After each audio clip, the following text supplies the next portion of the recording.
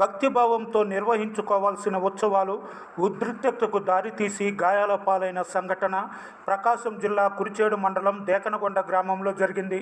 సోమవారం రాత్రి దేకనగొండలో గణేష్ నిమజ్జన కార్యక్రమం నిర్వహిస్తున్నారు. ఊరేగింపుగా వెళ్తున్న సమయంలో ట్రాక్టర్ అడ్డుగా ఉందనే నెపంతో టీడీపీ వైసీపీ వర్గీయుల మధ్య ఘర్షణకు దారితీసింది. రాళ్లు విసురుకునేంత వరకు వెళ్ళింది. ఏకంగా ఇళ్లపై నుంచి రాళ్లు విసరడంతో సుమారు 6 మందికి గాయాలైనాయి. విషయం తెలుసుకున్న కురిచేడు ఎస్ఐఎం శివ, త్రిపురాంతకం సిఐఎస్ సుబ్బారావులు హుటాహుటిన సంఘటనా స్థలానికి చేరుకొని పరిస్థితులను అదుపులోకి ఉంచారు.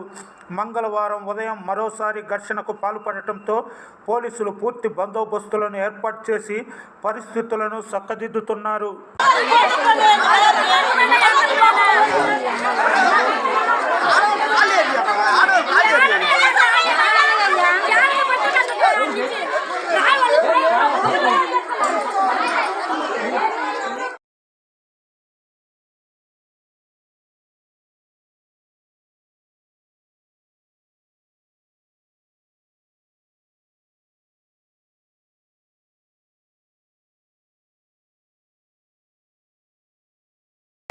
Look at